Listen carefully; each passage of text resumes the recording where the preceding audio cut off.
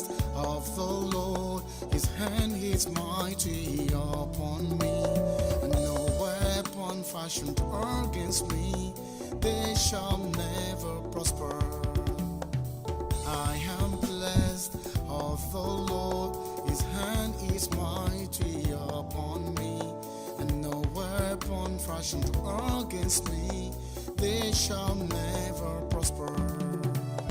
Praying child, godly children we are, never defeated, always winning, we're living in fear of God. Praying child, godly children we are, never defeated, always winning, we're living in fear of God. Like the holy land, round about your table, children are the heritage of God. I am seeking first the kingdom of God, cause I am a praying child. I gotta pray just to make I am a praying child. I am a praying child. Whether I am black or white, I am a praying child. Yes, I have to pray. I am a praying child. Yes, I have to pray. I am a praying child. Jesus got my heart. I am a praying child.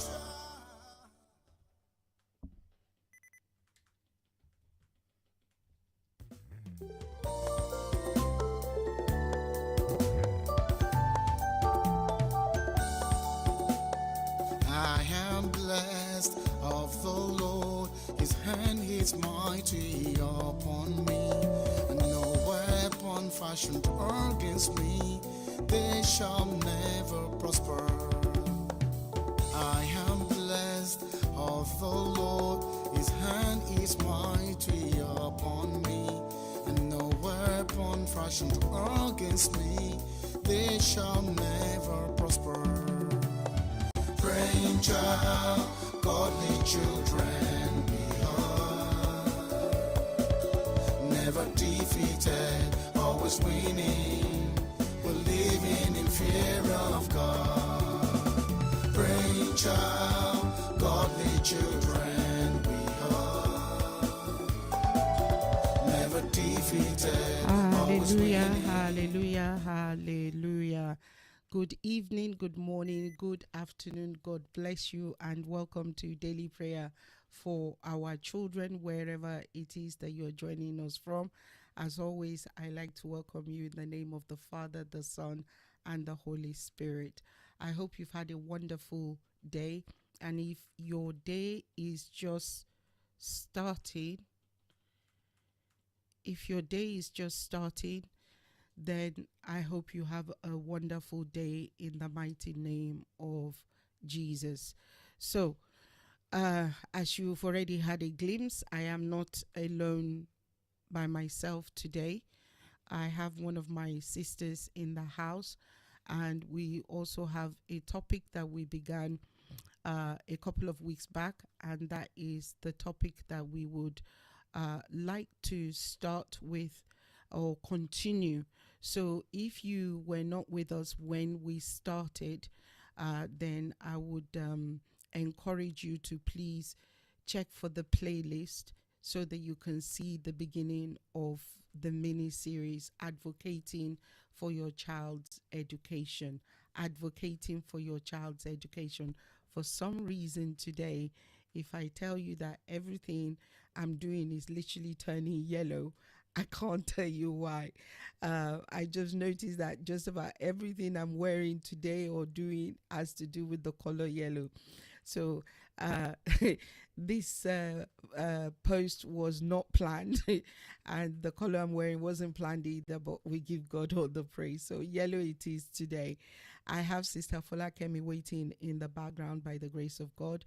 And we're going to be continuing where we stopped the last time, like I said. So if you didn't watch the first one, please go and check for the playlist on Praying Child Community.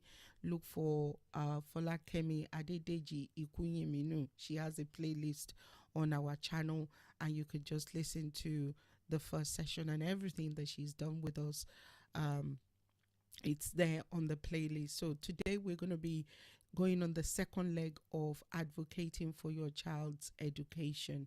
So I don't think I have any other announcement. If I do, I guess we'll go along the way and we'll say it towards the end. But I want to give Sister Folakemi as much time as possible for us to be able to cover as much ground as possible. So I'm going to bring Sister Folakemi on board as soon as she's visible to me. So I'm just buying time, so to say. I hope all is well. Okay, all is well with her. So we're going to go this route. There we are. Hallelujah. Good evening, ma'am. Good evening, sis. Good evening, everyone. God bless you. Thank you very Amen. much, as You too. always. I do mean what I said. I want to give you as much time so maybe we can cover much ground. So I'm handing over the rein to you. Um, the decision is in your hand, how you decide to navigate it. Okay. Right, welcome back, everybody. It's nice to be here again. And we were talking about advocating for your child education. So where we started from was for the children who are mainstream, so to speak, children who don't have any additional needs, basic things that we need to, pay attention to and to remember even as our children go through their education. We're going to do a quick recap of what we had last time. We talked about the basic things about staying informed, effective communication. We talked about documentation. We talked about, why do we really need to be involved? Then we stopped at transitions and we spent quite a bit of time on transitions. And I talked about, moving from starting nursery, moving from nursery to foundation, from foundation to year one, and from year two to year three, from year six to secondary school, and from secondary school to A levels, and from A levels to university. Now, we've used the UK educational system as our yardstick, but transitions, you will agree with me, occur in every nation wherever we might live. Children are moving from one section of the education to the other. So helping them transition is important. Smooth transition, helping them understand, helping them plan ahead, helping them develop the skills that they need in their next level. And we were going to continue. We would start the slides now. So can we have the slides? So that's a brief overview of where we were. So we talked about transition. Okay, I've talked about that, given the summary. Every time your children are moving from one level of education to another, it's important. Even from A levels to university, it's a massive jump. For most of our children, it's the first time they're leaving home. So don't just assume, oh, okay, it's the next class, they're going to the next class. There are quite a lot of children that are anxious. Some of them don't even know they're anxious about what's going to happen next, about, how prepared are they, all of those things. So let's be ready to support them. And this is the season where transition is taking place. Where I work, we're beginning to work with schools and parents to support the children with special needs to be ready for the next year, looking at their new class, looking at their new school, looking at, all the support. Some of them will require, visuals. We'll talk about that when we talk about special needs. So transitions are important, and we need to look at three main areas of the for the well-being of the child. So if we can have the next slide. So we need to look at their personal needs, need to look at their emotional needs, and we need to look at their academic needs. Now we tend to pay a lot of attention to their academic needs, but if their personal and emotional needs are not congruent, if they're not balanced, then the academic needs would not fall in place. I mean, I speak to people every day. They say, "Oh, this child, he's just disturbing everybody. He's just, he's just making noise. He's just running up and down, just throwing things." And I'm thinking, my question is, what is happening within that child? Okay, he's not meeting the academic the academic, targets. So basically, his personal and emotional needs are not being met. Is the work too difficult for him? Does it not is it that he doesn't have the language he needs to be able to explain to you or to ask the question? So these three areas are important as the children, as we begin to help the children think about transition. So first of all, let's move on to the next slide. Let's think about it. If the child is overwhelmed, and how many children know that word overwhelm? They don't. They just, some of them will refuse. Some of them will cry. Some of them will, have a tantrum. So different children will have different ways of reacting to what's happening around them. So if you need to check for signs of overwhelm could be like I said, they're refusing their work, they're crying, they don't want to go to school, they're anxious. So think about what the new environment would be like. Is the new environment, is it a totally new environment? Then it means the child needs to be prepared for that new environment. If they're starting nursery for the first time, they need to have seen what the nursery is like, and they need to understand that mom is going to drop me and then come back and pick me up. Think about friendship groups. If they're moving schools, for instance, if you're moving house, or your children need to move schools, you as soon as they are, like, they're already established in one school, even if it's a nursery, they start saying, oh, my friend, I miss my friend. So all those sort of things, we might say, oh, you make new friends. Let's not assume. Some children don't make friends. Some children they're introverted. They don't make friends easily, and they can get attached to the friends that they've made. So these things we need to consider. It's part of their personal and emotional needs. Think about, what sort of pressures are they experiencing? Peer pressure. What's happening around them? What are their friendship groups like? So the whole child. It's important to think in the wholesome way when we are looking at the children, their transition, and their education. Think about, what career choices, what subject choices do they need? That's talking about secondary school. And then most of the peer pressure is late primary and secondary school. So career choices, their subject choices, is it been influenced by what their friends are doing? Is it being influenced by the fact that they don't want to exert themselves, so they'll choose the easy way out? So we need to consider all of those things. We need to also think about thinking about the whole child now. Um, how do they balance their study and social time, especially as they grow older in the secondary schools?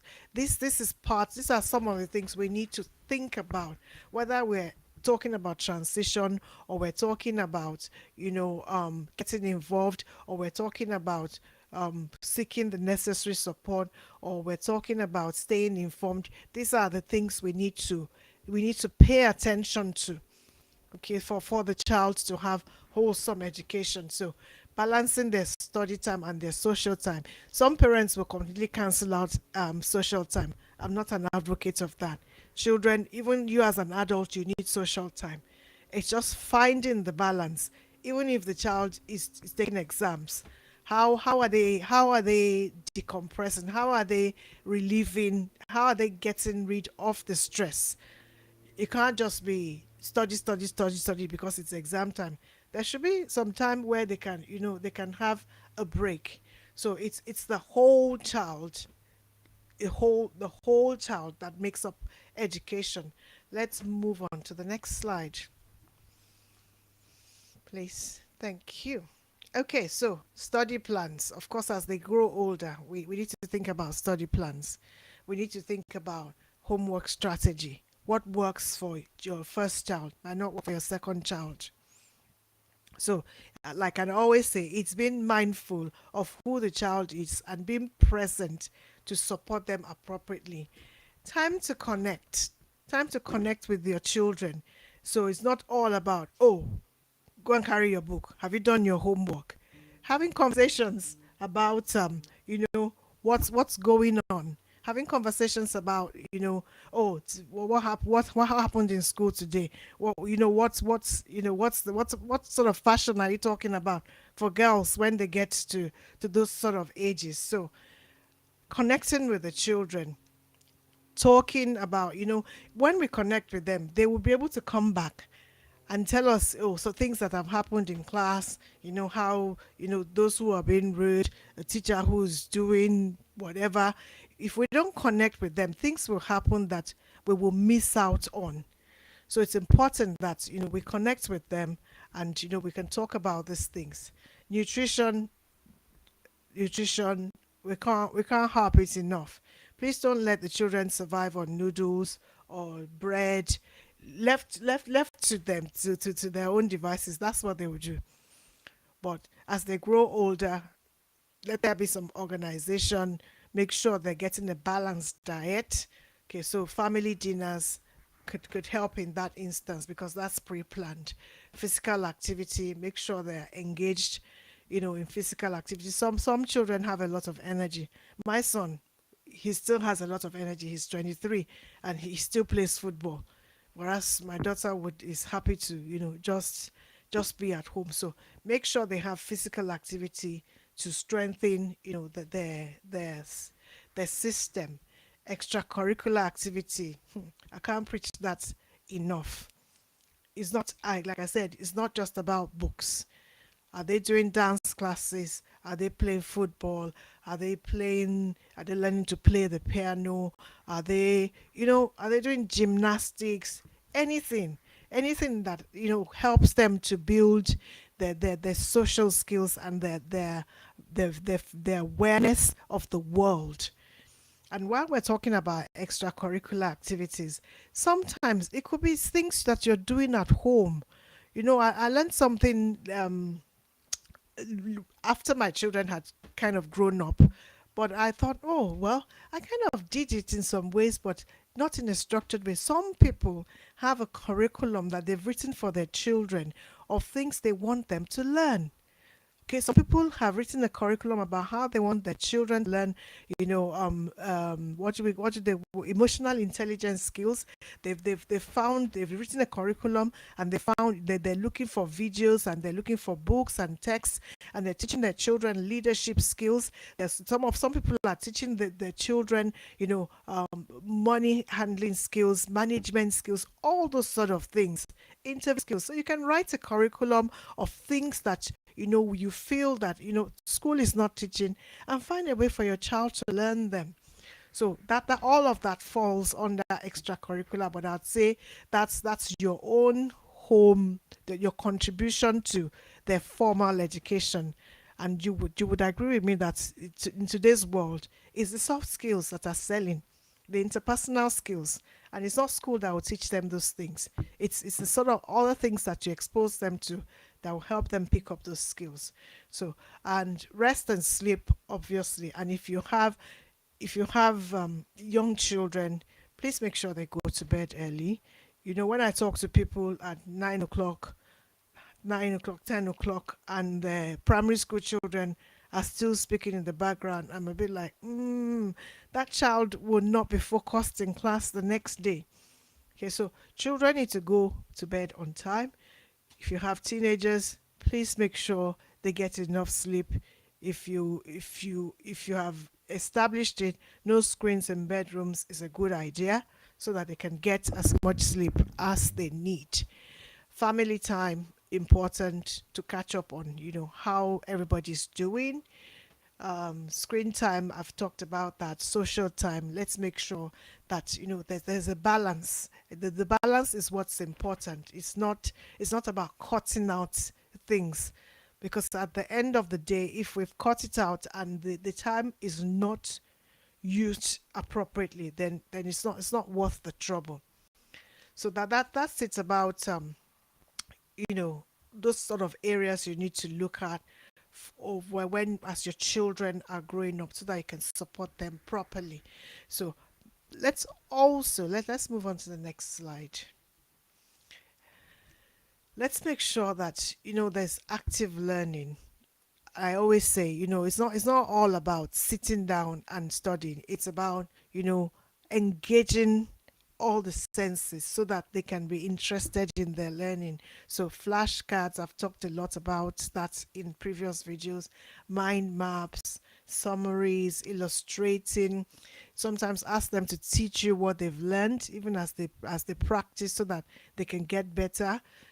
Teach a sibling, make a presentation for the family. If they're learning about South America, for instance, they can do a PowerPoint and share with everybody, oh, these are the cultures in South America, this is what the geography is like, those sort of things. So that's active learning. They can record an audio, they can make a poster, just different ways to get them engaged. Now, you will find that even the children who are reluctant to study, when you make it fun, make it fun and relaxing, they will be interested. Most children who are reluctant to study will be happy to do a presentation to the whole family, to say, oh, this is what I've learned, or to do an audio recording, or to make a rap out of the things they need to learn. So it's making it fun for them, and that means we are engaged. Let's move on to the next slide. Okay, so if they are in exam classes, if they're at that level, let them practice test papers, let them develop test taking skills. I can't assume that they know what to do. Teach them relaxation strategies, teach them deep breathing. Sometimes some children panic when they have to do things. Make sure that they know that, okay, once they're fretting or they're upset, this is what I need to stop. I don't know what to do. I'd say to my children, stop and take a deep breath, or close your eyes and take a deep breath and pray. Okay, so those sort of things, so that they already have the skills, they already have those things in their arsenal, so that when they need to use it, it won't be a question of, oh, the complete breakdown because they're frustrated or they're anxious. So teach them skills to help them cope with anxiety. Monitor their progress. Let there be regular check-in with the children. Listen to their concerns and act. So don't just listen to the teachers alone. Listen to your child. Monitor their progress and listen to them. If you've had a report, the conversation to be had at home, can you tell me more about this? Give me some more information about what's happened with this subject, or with your friendship groups, or anything at all. Always listen to them, and please recognize and celebrate effort over achievement. Not every child will be an A-star child, but every child that is making an effort needs to be celebrated, and that's important. Right, let's move on.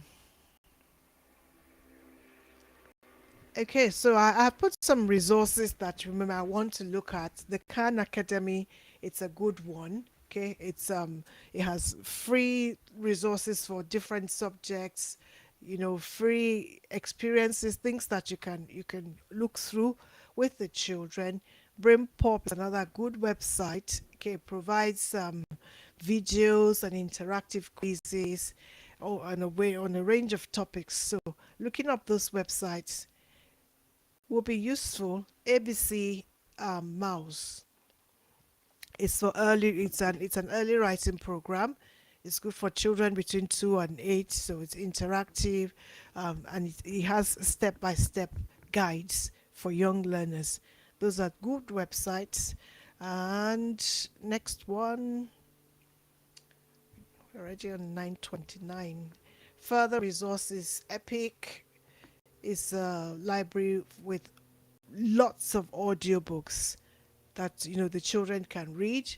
The TED Ed, the education version of TEDx, lots of interesting topics. So those ones can serve as a discussion point, especially for your teenagers and older children. National Geographic I've always loved. Even before the digital age, I have a whole CD pack of all of some of their recordings and things like that. So everything and anything to engage the brain of the children and to help them learn, it's important. So that's it about that part of advocating for your children who are mainstream, who don't have any other challenges. Our main focus today, if we can do it in 30 minutes, will be the special needs. And I don't know. Let's get started. Advocating for your child with special education needs and disabilities. That's what SEND means. Special education needs and disabilities. Now, if you have a child who has additional needs, it could be ADHD, ASD, whatever the diagnosis is. Let's look at what the definition of SEND is in the UK. SEND, that will be the next slide, is a learning difficulty. Okay. It requires special educational provision. It means that whatever everybody's doing, for that child to be able to access it, it requires some additional effort. So, and a child who has SEND is one who has a significantly greater difficulty in learning than the majority of the children of their age. So they have a significant difficulty in accessing their learning. So the need hinders them from using a general approach to learning. So it means that there has to be some modifications made to their learning, and compared to the children or other students of their age, they just need that additional support. Now that's the definition that we get from the SEND Code of Practice. This is for the UK. Okay, a child that needs a little bit more than what every other individual in their school or setting needs. Now let's move on.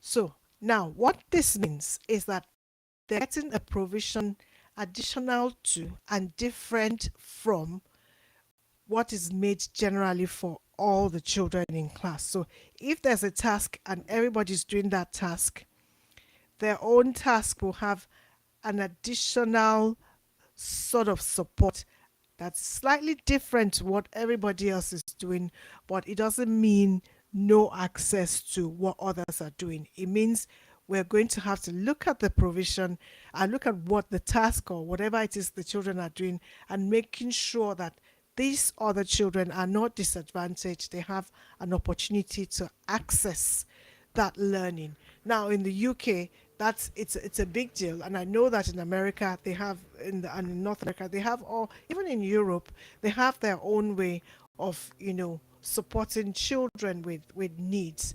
Now,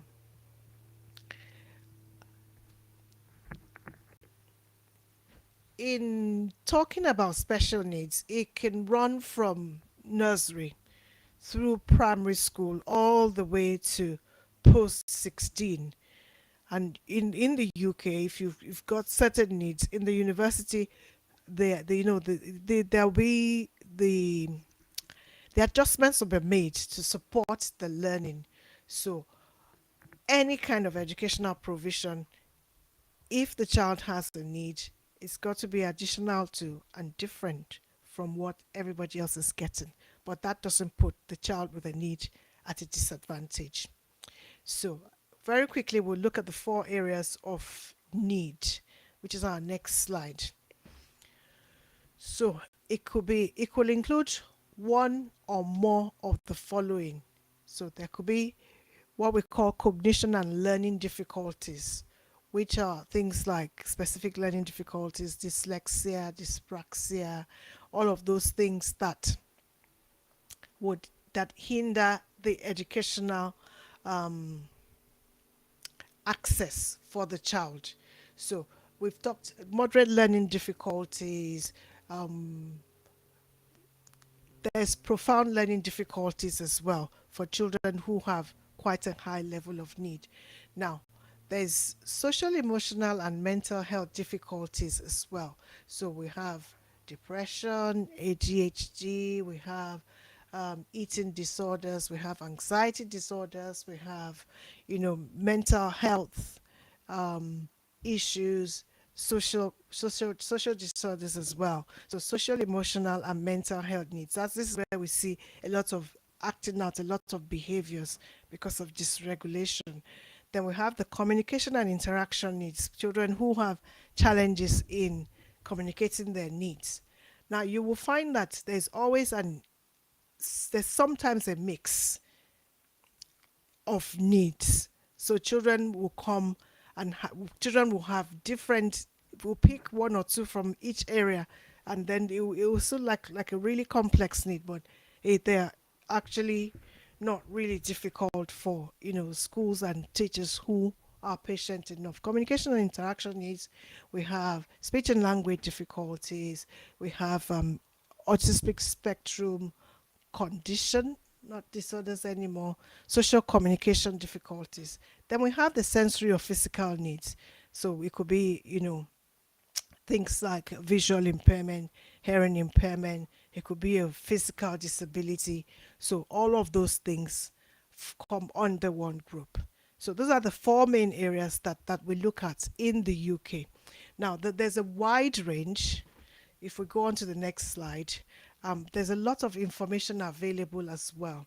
So, but it's best to get guidance from qualified professionals if you feel your child has a need. We have the coordinators for special needs in the UK. In UK schools are called SENCOs.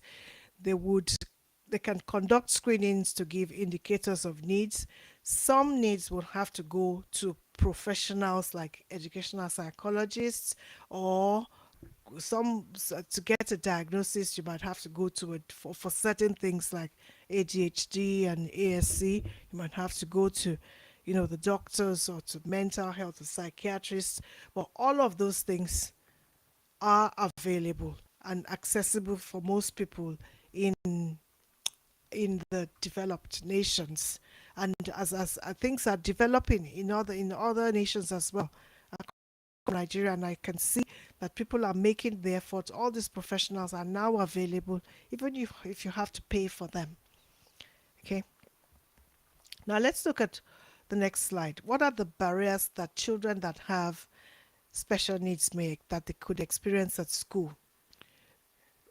You as a parent might feel, oh, something's not quite right, and school might be dismissive and say, oh, there's no issue, or school might say, oh, we're monitoring it, we're keeping an eye on it, or school might say, oh, we don't have the resources to support them, or they might say, oh, your children don't qualify for an assessment because we don't think that need is high enough, or they would say, oh, you need to go to the doctor for a diagnosis, or your child is doing well academically.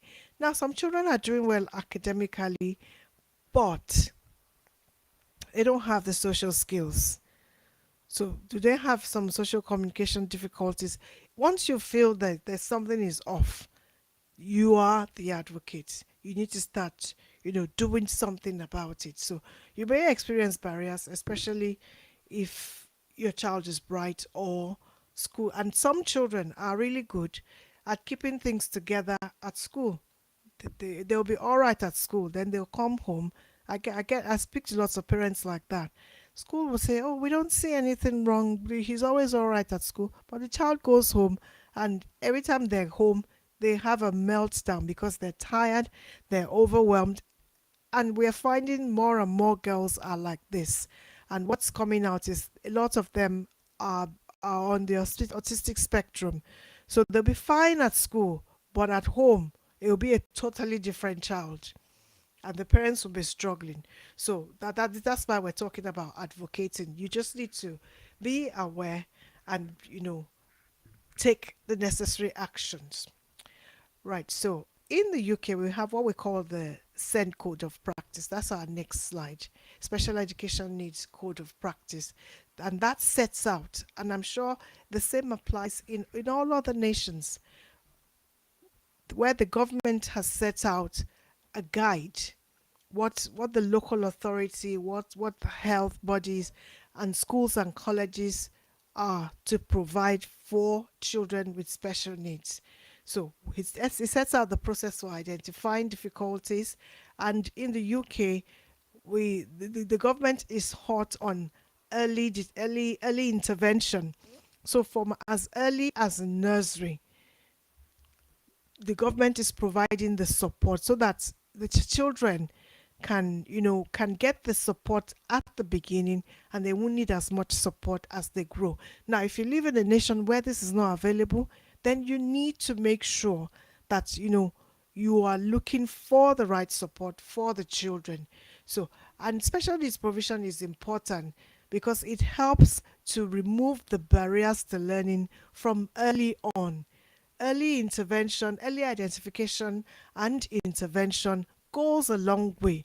I've had children that maybe I taught them in year one, or maybe when I was coordinating special needs, who were like, oh my god, this child cannot sit still, this child is not doing this, not doing that. And then 4 years down the line, after we've put in all the support, you see them sitting and reading a book. I have taught children who would wail, who they would cry when it came to reading or writing, and they would say, "Oh, I can't do it." And then 5 years down the line, because we had persevered at the beginning and encouraged them and put in the support, you just walk past their classroom and they're sitting there nicely reading or writing. So it's making sure that if you feel something is off, please find the help your child needs. It doesn't matter what part of the world you live in. Ask questions, do research. Thank God for the internet. You can easily sit on Google now and look for information for where to get help. And if you're lucky, there's help is available. Please make use of it. Next slide, please.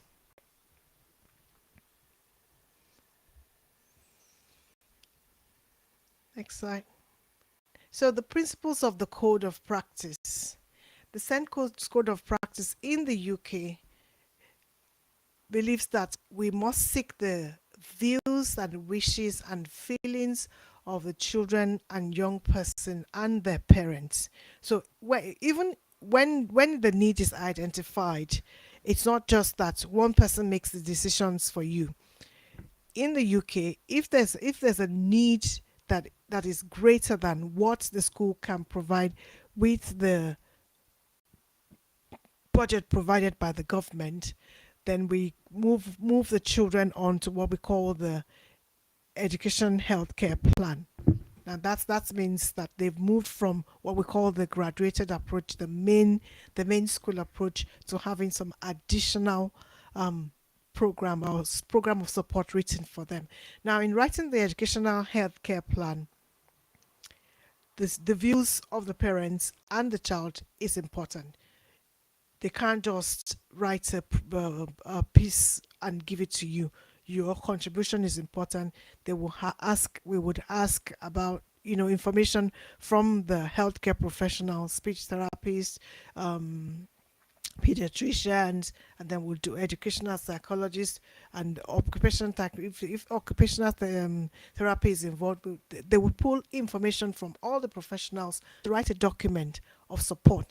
And that document of support, the EHC plan, is reviewed every year, and it moves with the child as they move through school. It's reviewed, the targets are redone, they're reviewed so that they can see what progress the child is making. So, and in writing the plan, the views of the parents is important in putting in the necessary support. For you to be able to participate in this, and to make a positive impact, you need to have the necessary information. Information. If you don't know, ask. Just even on Facebook, there are groups that are advocating, supporting parents of children with special needs. So please don't sit and do nothing. Make sure that you have the information that you need. So the code of practice also, it wants us to make sure that the children and young people are able to achieve the best possible in education and other outcomes in preparing them for adulthood. So when the children get an EHCP, they are supported from 0 to 25 years if they are in mainstream education. So that's from nursery through university. There's some support for them if they have additional needs and they have an education healthcare plan. So let's backtrack a bit. That's the next slide. Do you think your child has special education needs and disability? My first question will be, is he or she making expected progress?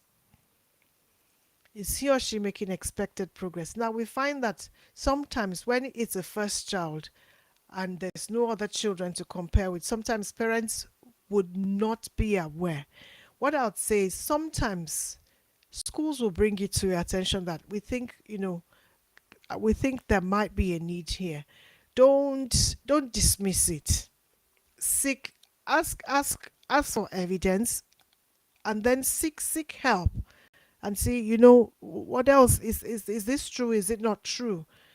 Like, I know that for a fact that many nurseries in the UK are really good at identifying a child who is not picking up the correct language skills. And once a nursery says, we think you should, take this child to a speech therapy drop-in, please do it. Please do it, because it's best for them to get the support they need early on.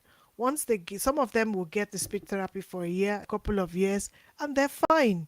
But if we refuse, or we deny, and we are in denial, and we don't provide that support, it's going to tell on the child. We find that a lot of the children in secondary schools who are acting out and who are being really vile and violent, a lot of them have communication difficulties. They don't have the words to tell you how they're feeling or what they're thinking. So the next point of call is just to cause chaos. So have a think. If school is saying, we think there might be something going on, look for an independent person or look for more information, read up. And if there's a need, let's begin to support it from the beginning. Okay, next slide. So some needs are not evident.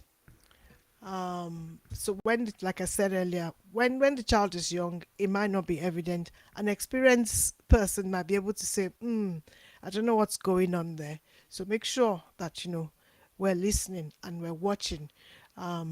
Schools may tell you there's no issue. If you think there's an issue, you are the parent, follow it up and see that it is, it's sorted. No two children are the same.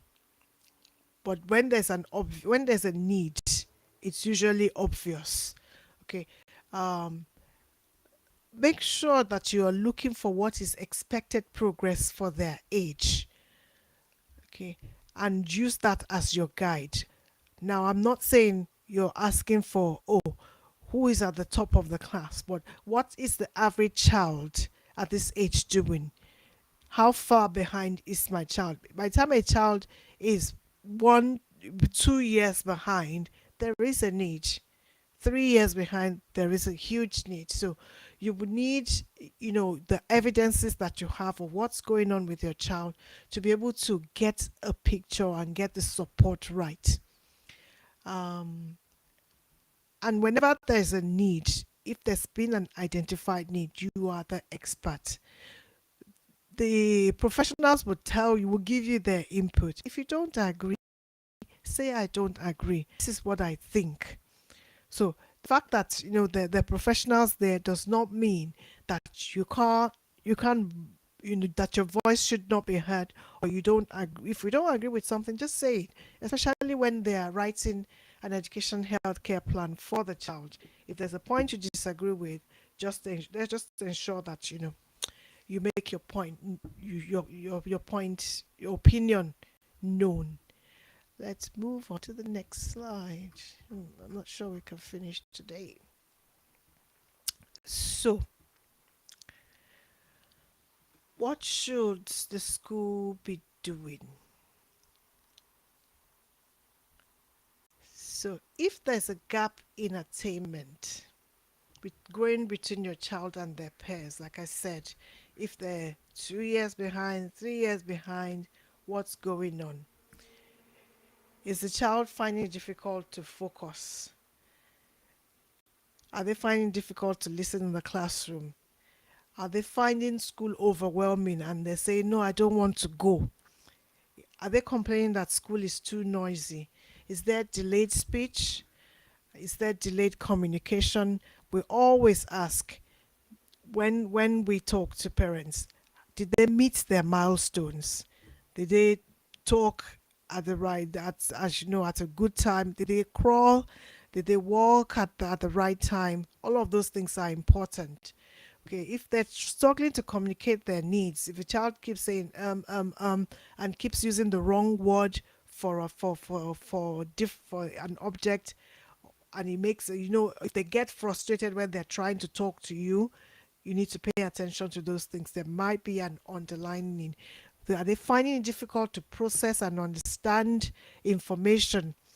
No, it's much more difficult than other children of their age. Remember, we're saying this in comparison to other children who are their age. These are pointers for you to start thinking what could be going on. Next slide, please. So if you are seeing behavioral difficulties, if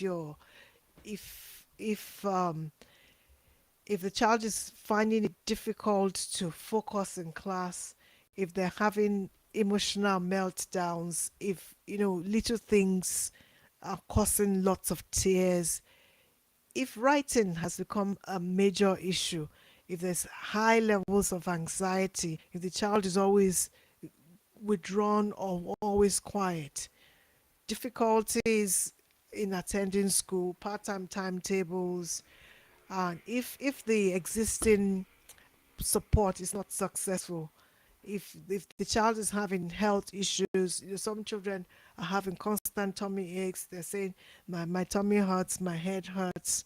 What's going on is what we should be asking, and paying attention to the needs of the child. These are some of the pointers to whether or not your child is going to need further support more than the current, what's being provided at school. I'm not sure if we should continue. I think we have a bit more where I talk about the EHCP. Do you want us to go on, ma? Okay, right. So if your child in the UK is going to need an EHCP, you need information. It's always good to have documentations about the needs and the progress of your child. So like I said, when we talk to parents, we ask about what was pregnancy like, because sometimes when there's been a traumatic birth, it affects the child. Okay, what was pregnancy like? Was there any issues with birth, postnatal concerns?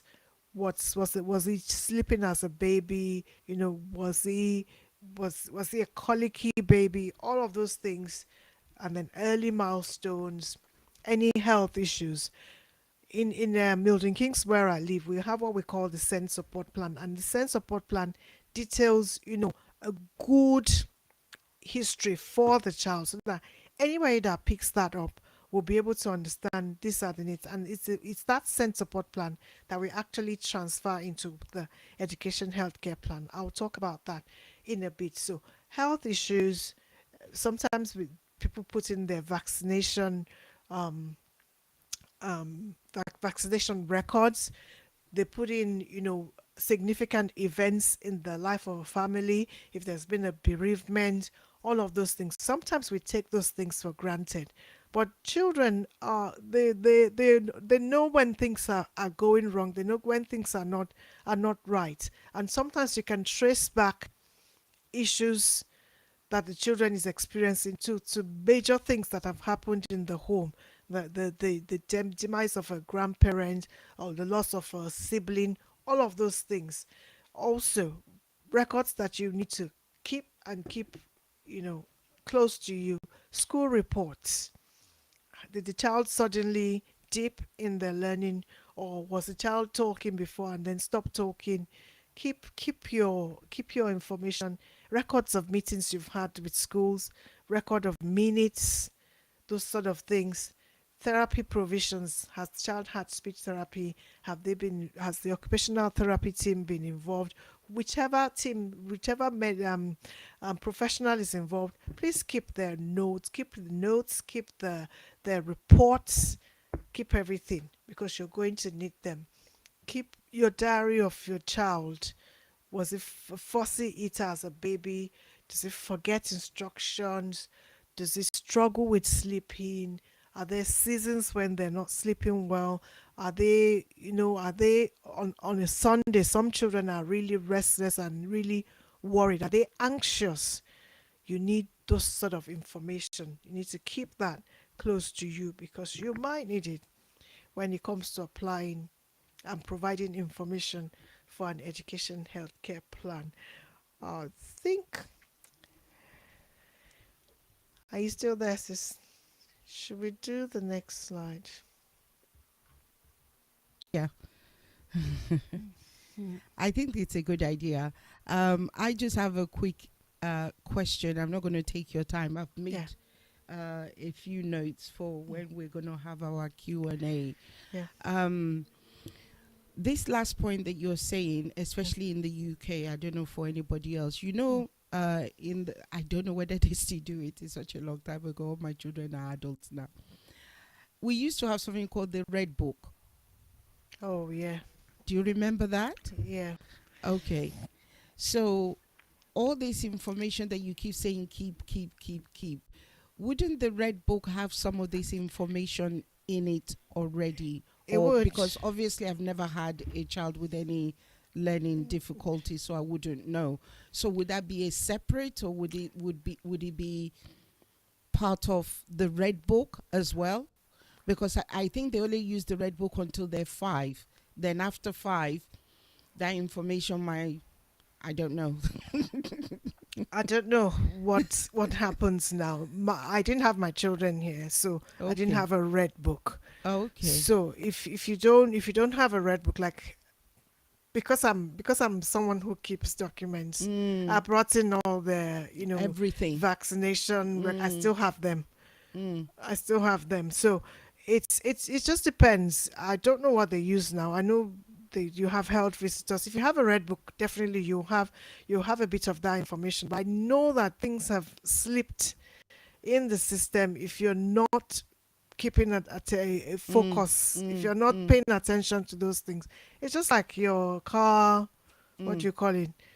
The book where they write the service records. Yes. You would just have to remind. It's in the glove compartment. Yes, in the glove compartment. If some dealers, you have to remind, some garages, you'd have to ensure that it's they done. do it. Yes.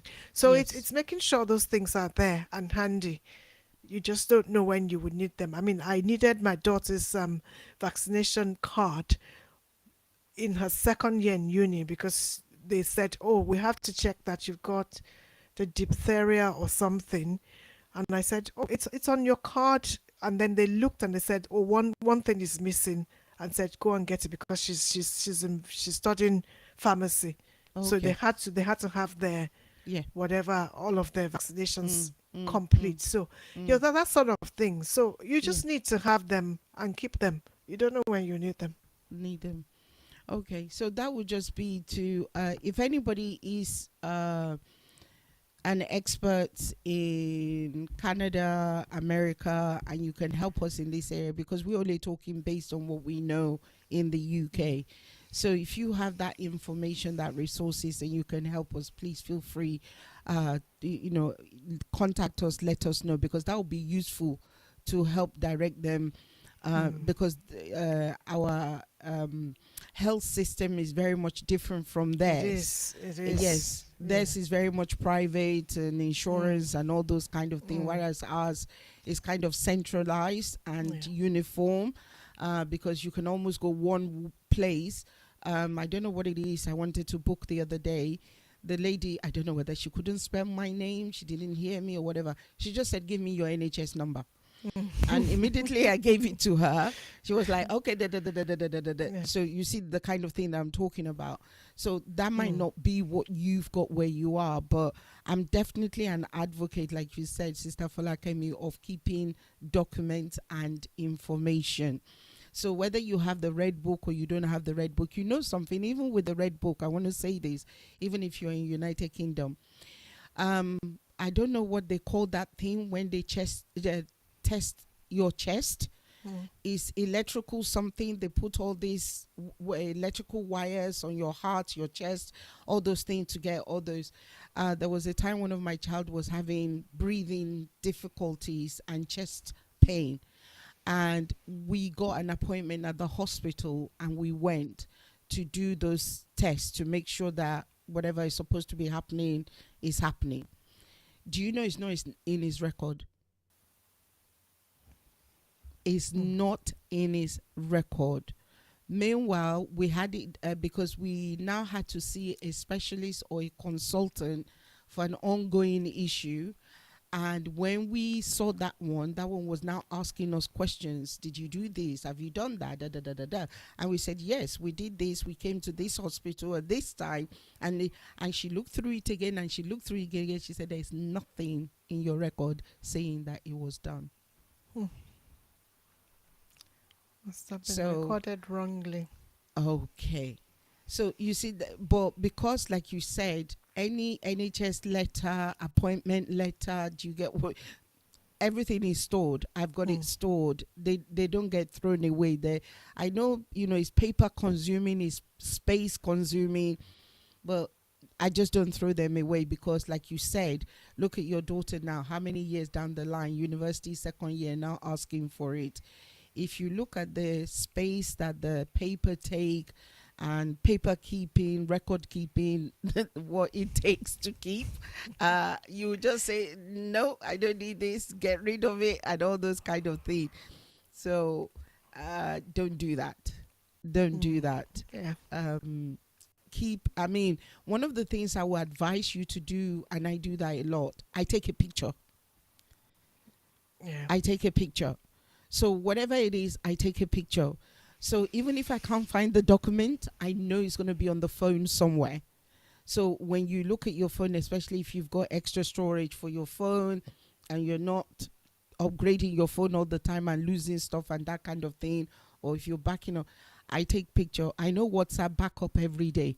So at least if I've taken a picture on WhatsApp, on the family WhatsApp, everybody's got it. Even if I'm not available, somebody else in the family can look in the WhatsApp group, in our media. You just need to go to media, look for images. You go for images, especially if you have an idea of the time of the year. If it was like in 2019, it was around Christmas time. Okay, you can go specifically to that place in your device and you can look for it and you can bring it up. So record keeping for our children, I think that's one of the key things that we're going to take away from here. And to be honest, Sister Folakemi, I don't think it's only if we've got children with learning difficulties or challenges. I think until our children become adult and start doing stuff for themselves, I think everything should be kept. That's me personally. Everything is kept, because you just never know what might be needed, what might be asked. So record keeping, it's a good thing. Like I said, phone makes it easy. Even when I get an appointment, take a picture of it, boom. So even if it's a receipt, I send something to somebody in the post office, I take a picture, boom, that's it. If I lose the receipt, it's on my phone. So that might be something worth, if there's anything that your phone is useful for, take a picture. It's going to be in there. It's stored in the memory. Even if the phone is damaged, you get a new phone, you log in, you get all your details back. Yeah, your backup, exactly. So you never lose them. And it's always mobile with you as well, just in case any time that you do need it.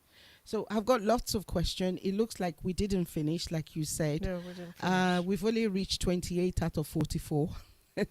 So it looks like this is where we'll be picking it up next week. Yes. Excellent. Thank you. I am so grateful for your time, Ma. Very, very grateful. And some of the people joining us from America and Canada as well, they're all saying thank you and saying hello. Everyone. So thank you. So I'm going to let you go, and we will look forward to seeing you the same time next week by the grace of God. Thank you, sis. Enjoy the rest of your evening, Ma. Thank you. And take care. Bye. Everybody, as always, that was Sister Folakemi. We are so grateful for her knowledge and expertise. Again, I say this all the time. You can connect with Sister Folakemi on Facebook, on Instagram. 2 pages on Instagram, 2 pages on Facebook. One is personal, one is professional.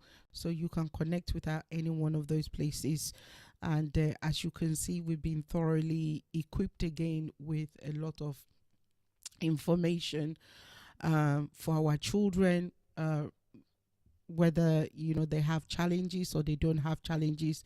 We've got all this information. And please, even if our children are grown and they are no longer in education or in need of some of these things that Sister Folakemi is bringing to our table, I'm still advocating that you might know somebody, or there are somebody that needs this and they don't know that they can have access to all these kind of things. So please let them know, make this information available to them.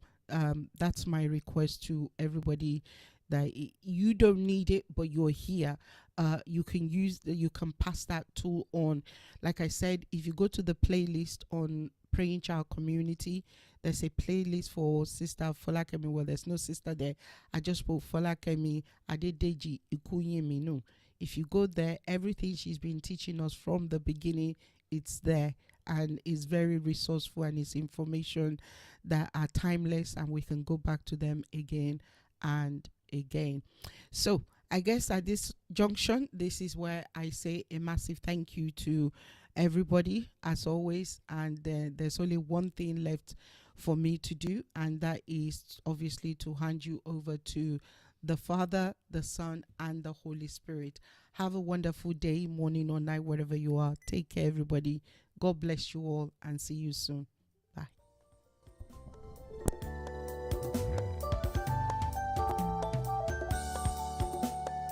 I am blessed of the Lord. His hand is mighty upon me, and no weapon fashioned against me, they shall never prosper. I am blessed of the Lord. His hand is mighty upon me, and no weapon fashioned against me, they shall never prosper. Praying child, godly children we are, never defeated, always winning.